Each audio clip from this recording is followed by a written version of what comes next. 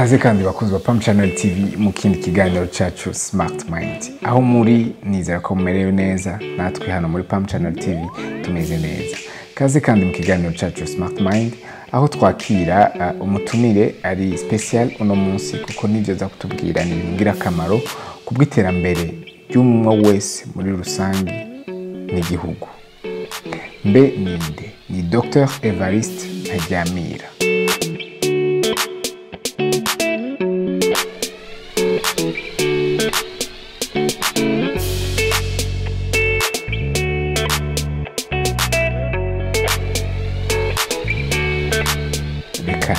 Nzi kwidondora tumenye uwo tugira tuyaga uno munsi hama ndababwire nico tugomba kuyagako. Kazi Dr Evariste. Murakoze cyane. Meze neza. Yego ni sawa. Turashimye kuba mwaduhaye kano karyo naho muba mufise umwanya utaborohereza kenshi mukitaba ubutubine bwacu. Bon, najewe niteka kuba mwashoboye kuntumira mu kintu wa Smart Mind. Baza yuko naje ndabashimira kugo ruhande kwa mwanyimviri.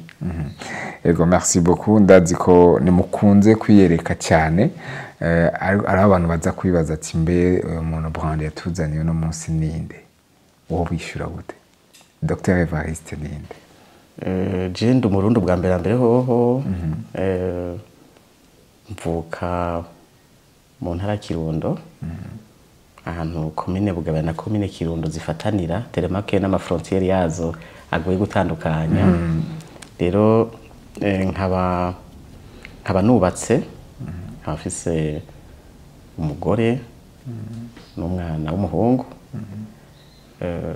Aho ni ku ruhande rwa identité numva ko iyo bikwiriye. Hanyuma ku ruhande bwo ibyo nize jewe narize mu Rusiya. Ndahiga ku université yitwa Université Technique d'État de Tver, aho naronse licence muri informatique appliquée à l'automatisation industrielle. Et puis sur la même, donc à la même université, naragize un master toujours en informatique muri domaine ya génie logiciel. Nyuma yaho j'ai eu la chance d'être embauché à l'Université du Burundi comme maître assistant. Après 2 ans, la même université, il a enduit mon Faransa, aho kuri université yitwa Sorbonne Université. Nashoboye kuhagira thèse de doctorat mu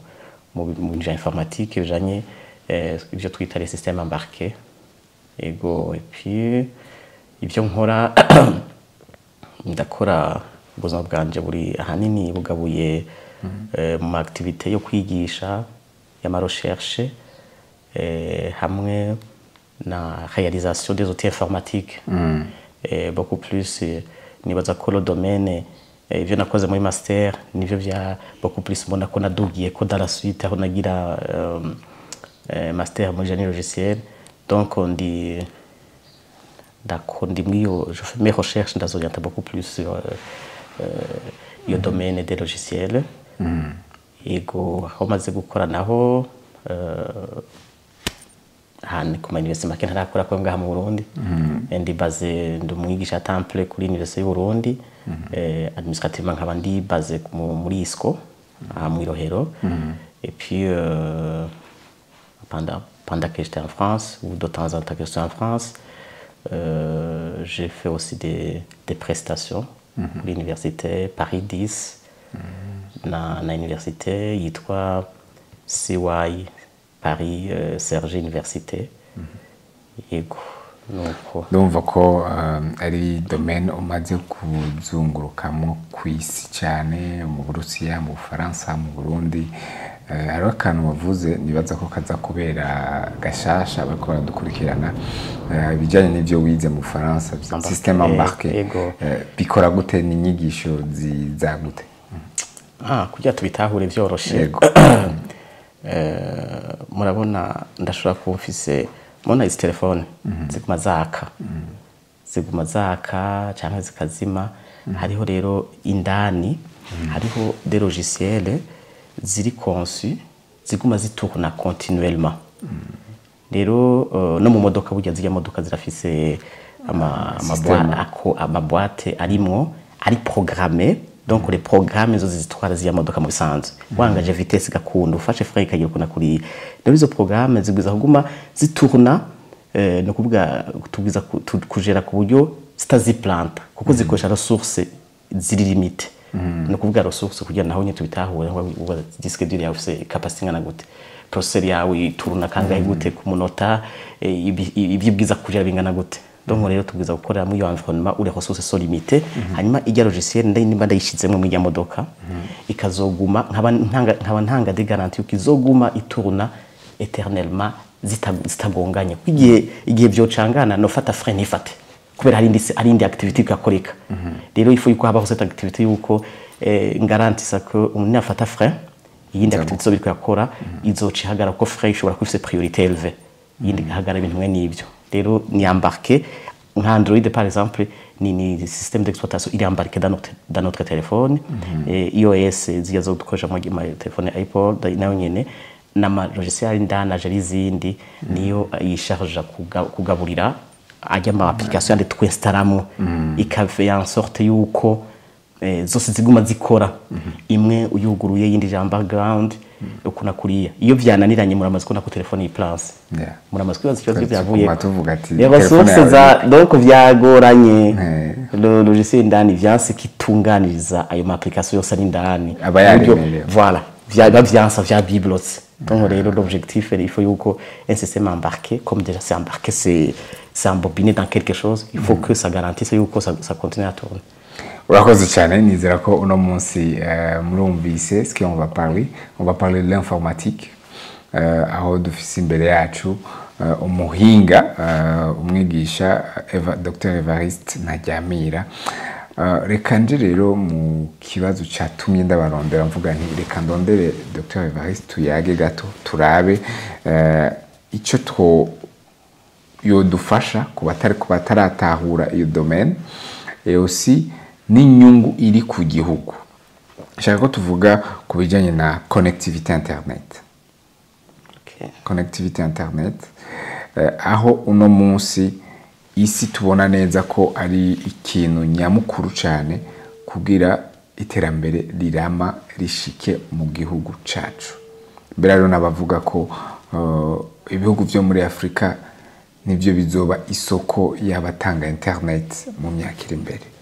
Nicyo gituma navuze nti reka ndabarondere tuyage. Alors ku bwanyu connectivité internet hano mu Burundi yahagaze gute? Wiraba gute? Wirabishigishuriye? Je nibaza yuko ngaha iwacu ikintu je na internet ndi hagati ya bibiri mugabo novuga yuko iyo dufise sinke iyo dufise sinke kuko hariho Amazon yagize la chance yuko même fibre optique ishikayo mugabo bose haro n'aya ma compagnie de téléphonie mobile yaje gusahiriza akimplementa ama antenne hari ici là ku buryo n'abantu bari ahantu fibre optique tashitse via juste une carte SIM bashyize mu telefone n'ama mega baguze bashobora kuronka internet. Donc rero nibaza yuko vraiment internet moi je trouve yuko ugwego turiko sindaruka ya vraiment tu quand même tuzoguma tugerageza kwamerera mugabo ugwego turiko rurakwiriye hasigaye gusa kubona yuko cyo tuyikoza nico c'est ça jewe kintera la question fait. Alors abantu no munsi bavuga ati internet yo mu Burundi imeze nabi. Mwe biradutangaje kuvuga uri umuhinga uvuga ati irakwiriye. Ariko abayikoresha peut-être badafise même izo notion canke badafise batari formé muri ntuze bakavuga ati wapi nta kigenda internet imeze nabi ariko mwe mukatubwira ati internet ihari irakwiye. Iyo paradox usigura ko abayikoresha bavuga ko idakwiye babivuga kubera iki? Simvuze ko kwijana navuze yuko tuzoguma twiyubaka mugabo omwe le peu dufise nibaza yuko irashobora kudufasha ko pour faire tourner le pays. Rero iyo abavuga kidakwiriye kudakwira kwayo harimo ibintu byinshi. Hariho raison nk'akarorero nk'ahantu hadashika fibre optique washobora gusanga bataronka connexion imeze neza. nk'ahantu n'aya marezo n'aya mantene navuze y'amakompanyi de telefoni bashinga hariya na hariya ugasanga ntibashoboye gukuva in zone kanaka uwo muntu ugasanga rezo ayironka nabi et par conséquent niyo flux ya internet iza kuba aronka nyine aturonka nyine duke aho ni ku ruhande rumwe kundi ruhande naho haca hazaho des aspects financiers en fait uramaze kwibona iyo tugiye ko turagura nk'amayinite reka nk'ama mega ko twe benshi ngira turi mobile meme internet turi mobile bitwo turagura nk'ama mega nko kuri Lumitel ngati akamega dufate abonnement mensuel ya 5000 le même abonnement mensuel yindi abonnement mensuel 50000 ukagira ukuna kuriya donc kubera utanga bike ukaronka bike utanga byinshi ukaronka byinshi rero nibaze yuko c'est partage entre ces paradoxes hashobora kubaho n'ikindi kintu yuko ishobora kuba ihari globalement mugabo ahantu irungi ugasanga ikoreshwa ibitakenewe alors que gushobora guserva abandi bari dans l'utilité ugasanga kuko naho nyine ara base iyo internet uko turavuga ufise bike dufate nk'uje mfise rezo nubatse ngaha nka desida guhanaka naka un certain moment ndaja out of ma capacité de servir ugasanga rero nimba nabwiza kugaburira abana batatu haca mbona ko mfise indwi nkaguma ndabaha yarasiyo nyene nahora vyumva nyene cyo bigenda cyo byanga rero aho nimba ari ico kibazo c'uburyo haro nabashobora kuvuga ati jewe ndayikoresha peut-être kubera ndayifise ku kazi ndayifise ntuze est-ce que abayifise bakayikoresha bakayironka y'uburyo est-ce que ubona ati l'utilité à internet yatoza kubi ico yatoza kubigikora kubw'iterambere ry'igihugu est-ce que kiriko kirakorwa uno munsi aho rero c'est délicat internet abantu benshi bumva internet nkene internet mugobye nko kumaza yo gukora iki c'est une question faite internet yo gukora iki kuko udafise un objectif ushaka kwikoresha kanaka biragoye yuko na mu majesi no yihiga ntafyo ndayikoresha donc rero kugo ruhande ni hamwe usanga ugasanga nko ndazi ko nko ma service public ugiye ukara amarinye budgetaire yabusanga harimo amarinye ya internet igenda mugo twibutse kaje ama service public c'est au service du public que nous sommes ugakibaza à quel niveau ama service twazeye ko tuyaronka ducishije mu internet ibi nabiriya rero gacho usanga au final ya internet barayironse irahari mugabo en réalité nta kimwe cyakora ni juste ni handi usanga abasoketeri bicariye ama YouTube ama divertissement gusa alors qu'à la base il fallait se poser la question c'était pour faire quoi rero nababwira nti non il faut kumenya nta kuvugira muri rusange internet ukeneye ingana gute d'abord ufise ingana gute wari ukeneye ingana gute kugira ushobore gufatira ku iyo base uvuge ngo ntayufise rero ruti ikibazo cyambere ni babanze bamenye iyo bakeneye ukwingana effectivement et besoin yakeneye mbega aho yafise barayikoresha ayikoresha iki mugabo namanze atahure ico akeneye yakeneye ngingana c'est vrai ni asho no kunabibona hanyuma anibaza ati mbega byavuye guteka tayo office ni asanga rakabuke ka Lumitel yagize ka makeyi tansoka acha avuga ati kampige kanini niyabura kamafaranga niyabura amafaranga kugagura kanini tansoka icyaca kora urumva ari hangana mugabo voilà. Murakoze cyane Dr Evariste turumvise ko cyambere kwanza ico dukeneye ni kumenya impamvu dukeneye internet nico tugomba tuyikoresha hama tukarondera ingana nico tugomba gukora hama hari ikibazo naco kijanye na no mu mihingo iri un peu plus reculé ugasanga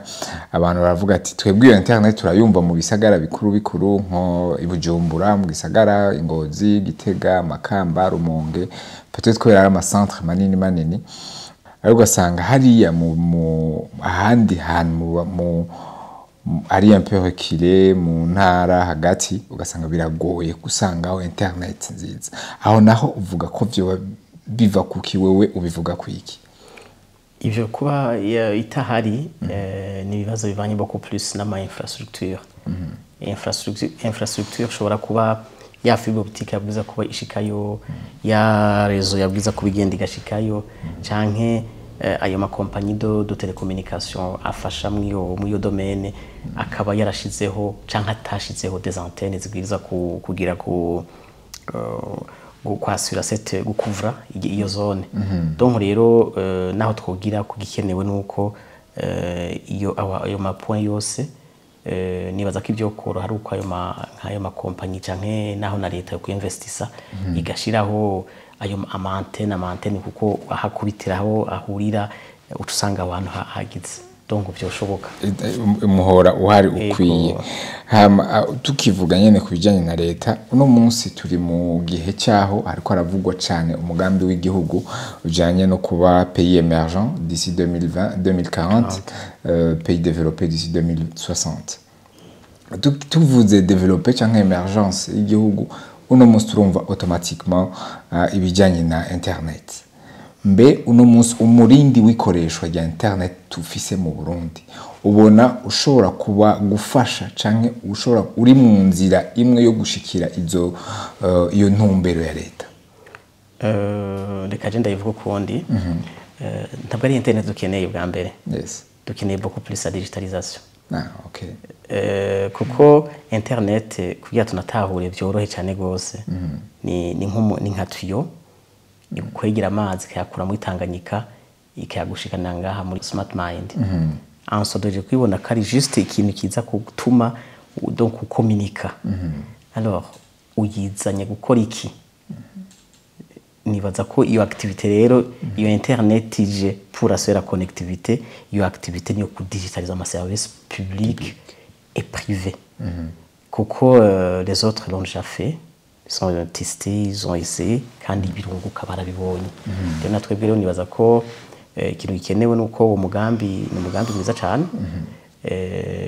Ikiukenewe ko nuko uba ari umugambi uri clair, uri précis, upanze neza d'une manière à ce que naho uno yawushizeho atoba kihari par exemple ubundi ashobora kuza kawudugira ko atakintu na kimwe atantamba birimo agize. Rero mu mwanya internet est indispensable. Il est indispensable pour exécuter, pour digitaliser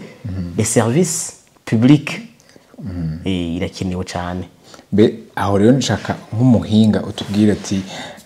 nko mu bisati bihe wowe uri kuraraba uvuga ati uno munsi si izo ministère cyangwa izo service public zishobora gushikirwa na internet, harakenewe ko ama service yabo aba digitalize. Nk'ibisati biye wowe ubona uno munsi ugerageje nko kuraba mu bisanzwe imbere iyo tuko twa digitaliza tuza kwibaza ikibazo bega ndiko nda digitaliza pour qui? Ushobora kubona jewe nka entreprise muga tishaka ko ari interne ibikorwa bigenda neza. Aho no kuvuga abandi bose bakeneye ama service wanje baraza kwideplacer bazi kuko la digitalisation ça va de pair avec la dématérialisation, ça va de pair avec les services en ligne, kugabanya des paperasses. Voilà, des paperasses, tout ça. Donc on ugize digitalisation pour soi, abandi rumva bo baguma muri ya logique yawe. Mugabo dufate ko turiko turiyumvira en terme y'ama service public. Uvuze ati ngire digitalisation kitaske jewe muri à l'intérieur de l'entité ntwara. Nabari abantu abanyagihugu canka abanyagihugu bari hariya na hariya bashobore kuyaccedako. Rero turazonye muri yo logique aho l'objectif ari yo gushikiriza ubwo buhinga bwa none abene gihugu bari mu bitandukanye. Nka ministeri ya mbere nibaza ko bugerageje kuri ministeri shikira abanyagihugu ya mbere bugene ministeri de l'intérieur. Ego cyane gose kuko kubera burya nka ministeri de l'éducation tubaraja kwiga c'est vrai tout ça mugo ministeri de l'intérieur niyo duhigamo ama documents atandukanye, ama extrait d'acte de naissance, ama identité, ama attestation de perte de société là, tous ces trucs là tuma tuva mu cankuzo tugasimbira Bujumbura ama documents atandukanye. Mu bisango nibaza kariyo iri pumo de tout ça. Urabiye nko ngaho muri Bujumbura uravye nka meri nk'igihe biri digitalize byo kora cyane gose. Bikora cyane gose hari byinshi bihakorerwa. Rero ariho ikindi defi hari rero ya turiko turavuga digitalisation tuca tubona la participation de la main d'œuvre ihari deja kandi ikiri jeune aho tuvuga uno munsi ugwaruka rwinshi rwize informatique rutahura même rubona izo besoin ruvuga ruti jewe ndafise icyo mbona nshaka kugira gupropose kigakunda ariko sinaronse ingene no bipropose par exemple kugira mutahure ari abajene no munsi bariko barakora cyangwa ashobora kuvuga ati jewe nk'icyo karoro bavuze ati ndashaka ko amaservice ya mairie yose aba digitalize umuntu akeneye urupapuro kanaka ashobora kurugira kurukomanda akaja juste physiquement agiye kurutora ariko akaca asanga système ihari deja ni mu facilita kugira ces propositions là pour permettre la facilité et la digitalisation. Est-ce que le terrain pour cette créativité et la digitalisation il est propice? Haracari intambwe kuko nk'iyo exemple uvuze nibaza ko ari umujene kanaka wayumvanye cyangwa ikira vécu najewe je vis aussi iyo muri dans tous les jours kuko naje ndafise des solutions que j'ai proposées surtout en ce qui est de la gestion académique un logiciel kuyakora deja ku université de Tanganyika yitwa BND Soft mugabo haro nk'indi université ugenda ukabwira uti ukabereka ati ça permettra à ce que umwana yahejeje amashuri par exemple yagiye muri stage akaba yagiye mu rugombo pour commander une attestation kanaka akariha donc akariha akoresheje iyo logiciel muri comptabilité universelle akabibona hanyuma iyo document akaza je kuyitora cyangwa akarungika procuration akayimurungikira cyangwa nimba ari umuntu yumvise akazi ubwo nyine akabazi yuko ati naho no genda ndayitora ubunyene mugabo turafite ukuntu harugaye cyane c'est vrai barugaye cyane kuko hariho ibibazo abantu bakreye mu mitwe yabo ibyo bibazo kandi sinokubesha turi ngaha turi kumwe tuko tatera inkuru c'est très simple bitabaye levé ça sera projeter une chose et faire son contraire ubu kuminwa y'abantu bose ari digitalisation bwo byuko tu fais quoi chez toi ko mu bikorwa byawe uramaze kugerageza kuyimplementa mo nagatoye wapi kugira rero sintakara aho nari ngiye kugera navuga nti ibibazo abantu bakiriye mu mitwe yabo abantu baravuga ngo ngo yango nahora nkora ngo rero kandi ngo narumvise ngo security ya ngamadone yanje ugasanga barafite ubwoba bw'ayo madone mugabo wa murezona ngati ok très bien uri kuvuga sécurité peut-être que je duhagaranye ngaha uri kurimbira ko ntushobora gusekiriza ivyiwawe mugabo ya ma mail wandika abitswe muri Silicon Valley abitswe hehe muri Amerika harimo amabanga y'ama projet ariko aravansa ne ariko akiri secret uri kurapanga aragenda ahantu kaba tranquille tellement que nyene wumva ko ari ok mugabo jewe lorsque je me présente devant toi uratangura kubona cette insécurité uratangura kubona cette incapacité. Si tu veux bien, moi j'ai vécu un exemple pareil. C'était à l'université, si vous voulez bien. Un individu avec qui je parlais, il travaillait dans un service donné, et me disait, non, quand il y a tellement que nk'uko bamaze kwinjira ngo ntashobora gifise mugabo none bugi ibintu byacu nibiri sécuriser bizogira ukuna kuri mbwa ati madame wewe telefone amafaranga yawe ukoresha kuri mikaje kayibitse mu fuko uri tranquille ari digital ari muri lomitere tu n'as pas de souci de sécurité ama mail wandika ari urayandika ukarungika ama WhatsApp gira ukuna kuri donc uno munsi kubera ari jewe qui est ton semblable en fait tu trouves yuko nous sommes en fait n'abantu bamaze kudotaxa d'incapables carrément c'est comme si nous sommes un groupe des incapables ndamubwira nti jewe kugira ndakwereka yuko ibyo kuriyumvira bibwiza guhera mu mitwe yacu tukumva ko natwe dushoboye kuko umunsi tutuma ko dushoboye c'est là où on commence à faire des choses ndamubwira nti jewe j'ai fait licence je dis que professeur de l'informatique j'ai fait licence en informatique nta classement yari hari ngo tuvuge ngo hari wa mbere wa kabiri mugabo je l'ai passé avec mon diplôme rouge j'ai fait master en informatique nta classement yari hari ngo tuvuge ngo hari uwa mbere n'uwa kabiri n'ibiki mugabo j'ai passé avec mon diplôme rouge ndagiye ngize doctorat kuri université prestigieuse Sorbonne Université iyo n'amakari donc yo n'amaprojet personnel nshatse kukwereka yuko mugabo ibyo byose nakumenda kugira ati niga nawo bazungu donc rero au fait naciye undi nkabo nimba aribo wemera naciye basera no musunyi no musunyi tumuzungu comme ça ayo izo problème du créer mu mitwe yacu tuzikureho carrément nonaga brand le problème est ambiri hagaze ngaho donc c'est comme si toi tu ne peux rien faire c'est comme si toi tu oui c'est vrai c'est quoi des stéréotypes effectivement la plupart no munsi si dushaka kurépondre kuri iyo souci yose ijanye bon turi bivuge c'est une réalité y'igiturire y'ibintu bidakogwa neza y'ugudakorera ku mugaragaro solution iri muri digitalisation ariko no munsi hari aba jeunes bari ko bara proposer ces solutions nka mwebwe des techniciens muri ko mura proposer des solutions ariko ugasanga izo doutes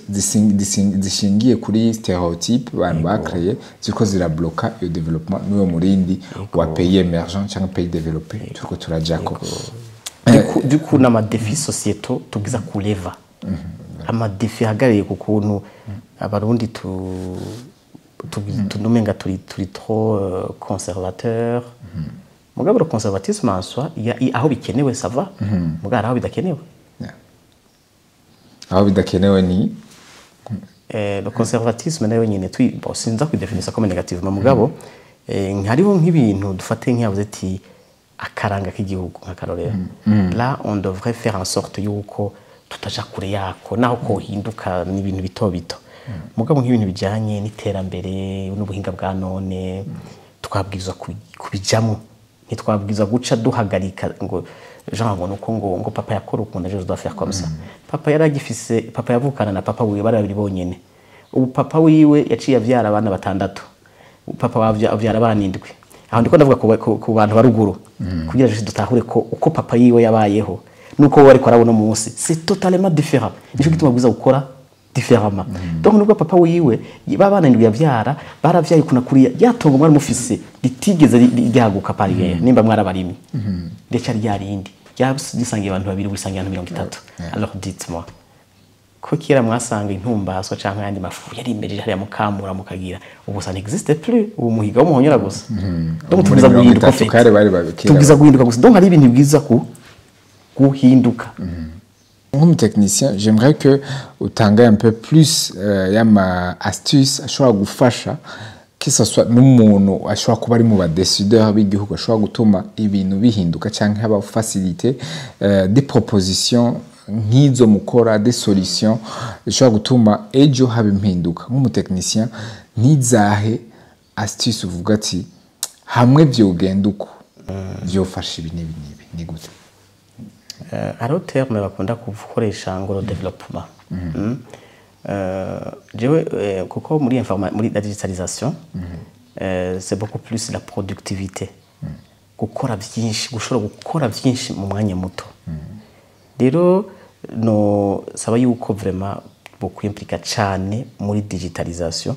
baga faire en sorte yuko ama service atanesesita vraiment ko ari kintu nk'umuntu agenda kwiteza urushinge abwiza gutonda mugabo nk'umuntu aza gukomanda kuko quelque chose donc byoshoboka ko atanda gutonda donc rero si on pouvait diminuer ou éradiquer icyo no kwita ama déplacements inutiles je nita un déplacement inutile ni un déplacement où il déplace d'un point A vers un point B alors que normalement le service ugiye guhiga ushaka kuyikora uhagaze kuri point A en même temps ukaba unariko urikorera amaferi yiwawe ivyo la digitalisation nta mafaranga izotuzanira par ailleurs izoduha umwanya muremure dukoramo ibindi byinshi donc twakora byinshi honoraganye donc muri politique y'igihugu barakwiye kuba précis bakatangura nk'ayo ma ministère nk'akaroro on va juste prendre un exemple kujya tubone la digitalisation l'impact ya digitalisation sur l'économie du pays prenons umuntu ari muri commune Mishiha mu ntara Cankuzo akeneye hari amadocument bagihigirwa ibujumbura atangwa nko muri ministère cyangwa quelque part là aki déplace akaza gukomanda akaza bon ndaza gukoresha gukomanda no gutora parce que yari ntaca yironka yaje acarangaho akamanuka agakoresha 200 ko n'igitoki kimwe kigiye 200 agacarangaha agacigira kuna kuriya 440 50 kuri ya document 3000 aho rero twahariye amafaranga gusa fete twibagiye yuko iyo yaba yicaye hariya yaba ari umurimyi aba yamaze gukutsa ikivi yari umudandaje aguza kuba yadandaje yaba yagitswe na kuriya donc rero tugerageze gukanaliza twitunganye neza fete kuko ayo mafaranga tweparpilla tukayata hadakenewe yatuma à la base à la fin de la journée tuvuga ngo twungutse iki y a rien on a tout perdu dans la route donc la digitalisation ishobora gufasha yuko umuntu tushobora kwekonomiza tukagira umwanya wo guhiga yandi vraiment icyo kintu il faut que voilà. Merci beaucoup. Ndumva ko isa biratahuriza cyane no munsi birababaje kumva ko umuntu ashobora gufata meme agatakaza iminsi 2 ariko ararondera urupapuro iyo minsi 2 uca yumvira abana bariko bafungura gute ibikorwa akora bica bimera gute umva ko hariho ibisata 2 bica bihungabana kubera uja gurondera igipapuro nko bivuze gishobora kuronderwa kuri commande via internet bigakunda hama kubijanye n'imigambi cyangwa ama perspective twese canke leta yari kwiye kugira ikomeze uyo mugenzo uyo mugigwa wa digitalisation canke wumvishe abayobozi guhera ku ntambwe zose umuyobozi abantu bato abanyagihugu basanzwe twese twumve ko ari ngombwa ni giki cyokorwa. Est-ce que communication sensibilisation ihari pour le moment irakwiye? Iyo deja niyo giye gukomunika cyangwa gusensibiliza ugiza kugenda gusensibiliza ikintu kiri palpable ahubwo rero dusaba abantu donc inzego kuko nkuno mwaka deja globalement hari digitalisation byo cyane nk'igihe umwaka uza guhera tugiye kwiyevarwa tugasanga ngo bya bindi byara amadiscours gusa uravye umugambi ya leta vraiment harimo beaucoup de programmes de digitalisation rero la digitalisation mugabo ugiye kuraba en pratique ça yarapa parce que ntibayitahura benshi arumva ko ari digitaliza mugabo mubaziye ko ntacumva donc rero ikintu gikenewe nuko leta abo bantu leta yashinze amabanga bajejwe biribwa mbere baba responsable bakemera la clarté la traçabilité parce que il y a une propriété commune cyane gose la clarté la productivité la traçabilité donc babe honnête simvuze ko batari honnête mugabo hanyuma b'implémente ni b'implémente bakaba bafise des programmes ziri vraiment ziri clair zibamaze kwegeranya neza bahige la main d'œuvre la main d'œuvre qualifiée irahari ingénieur normalement ntushobora substituer n'umu juriste donc tant que byo bihaba nk'akarorero aho usanga hakenewe un ingénieur chevronné avec expérience parce que amabanga akomeye ushobora gutora n'importe qui ukaza ugaterekamwo ayo yose n'ama défi à lever donc il faut penser des bons projets comme des projets de digitalisation ça c'est d'une part c'est très bien. Il faut si kuja kuri phase ya implementation kuyishira en application ikunda koresha abandi igihugu gifise aba informaticiens benshi hari ahantu henshi bigisha la gestion des projets kurumva un informaticien peut ne pas être vraiment cet expert dans je gère tout mugara ahantu la gestion des projets donc bashira imbere la technicité parce que c'est quelque chose de technique nikintu bajya abantu bakomeye cyane bose dukwiye no kubaha naho usanga kenshi batize imodoka iragupfa ntari kwibaraba gahamagara umupira mu buyenzi le fait était que imodoka yari yahagaze araza akora utuntu ukabonera giye donc l'informatique ce n'est pas de la politique ce n'est pas de la littérature ce sont des choses qui doivent marcher donc rero kugira iyo likunde ahanini mwaya ma service mwizo ministère za TIC mwaya ma organe comme CETIC partout bagerageze kurosansa des ressources humaines qualifiées bafise harimo bazikoreko dans un objectif très clair yo kuduza la productivité kuko hari nk'ahantu je nkoresheje no shaka gukora igikorwa le même travail nkabikora ku munsi hakaba undi muntu ari bien outillé akabikora mu masaha 3 alors guhomba buryo abantu duhombera henshi uzanye umuntu par exemple uko tumuzinanye ukamukoresha ku gikorwa agaca gikora mu minsi 3 kandi hari umuntu ari kugikora mu minsi mu masaha 3 wewe de ton côté wa satisfaire ton ami cyangwa umuntu ufite n'indi migenderanire kanaka mugabo twe turi igihugu twese wa muntu ariko aradandaza areza gutanga amakori ya contacte aya mafaranga tutanga ya makori à la fin ataza kuba gaspiller comme ça voilà ibintu mwe nibi donc beaucoup plus kugira des projets clairs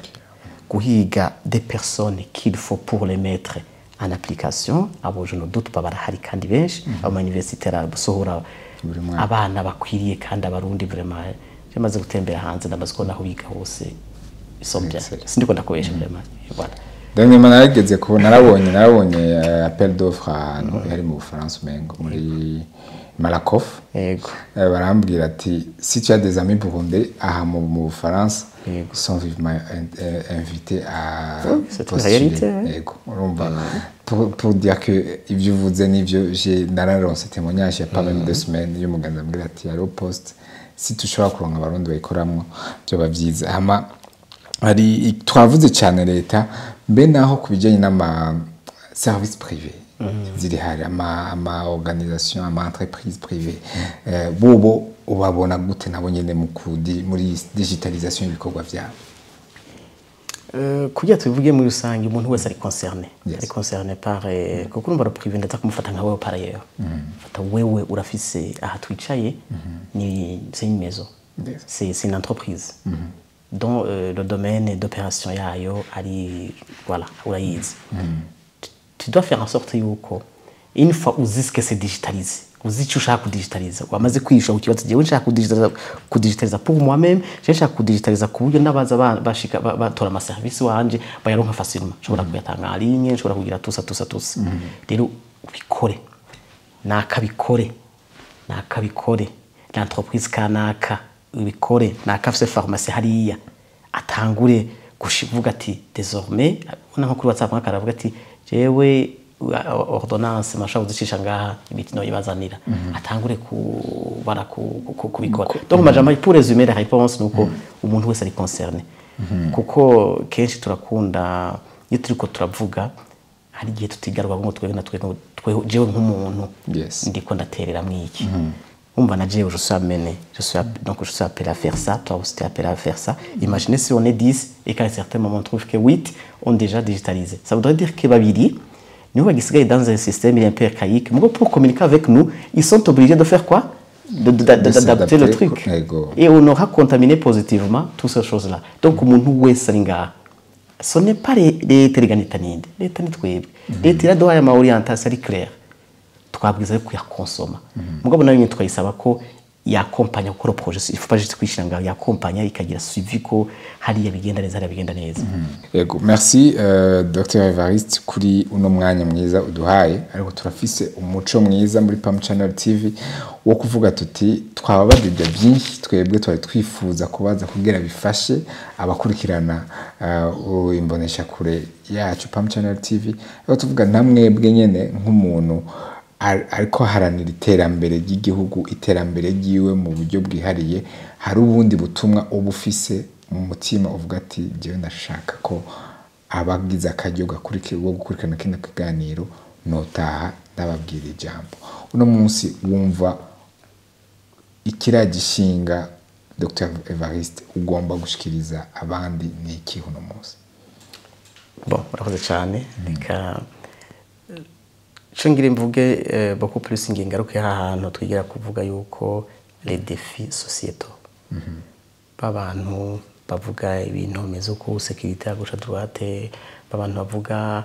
ibi bintu biradukwiye je sanzwe nkora sanzwe ngira kuna kuriya bakashaka gushira kure la digitalisation nagenda abwire ikindi gikurikira isupuke ke twebwe kuko abateye imbere vya vrai tubona yuko bari vraiment inondé dans la digitalisation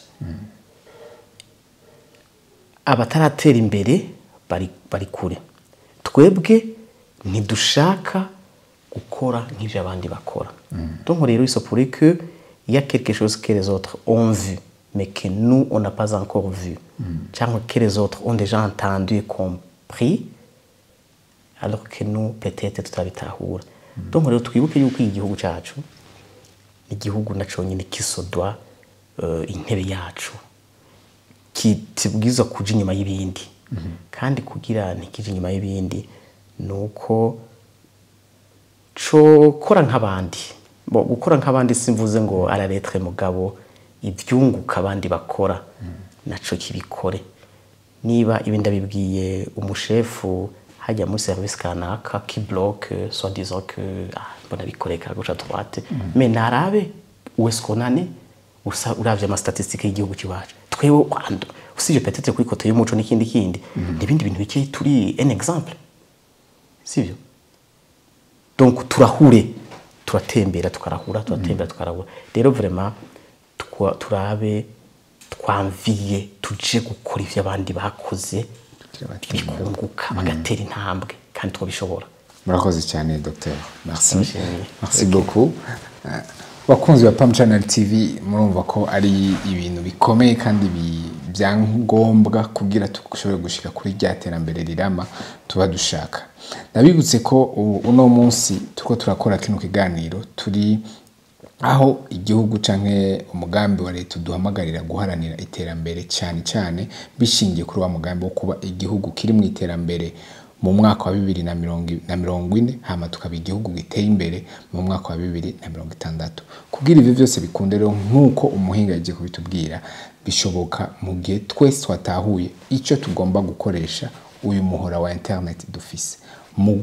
digitaliza ivyo bikorwa byacu dutanga ku banyagihugu mu bisata byose. Reka ndabashimire bakunze ba Pam Channel TV ndabifuriza kuja kuri uyo murindi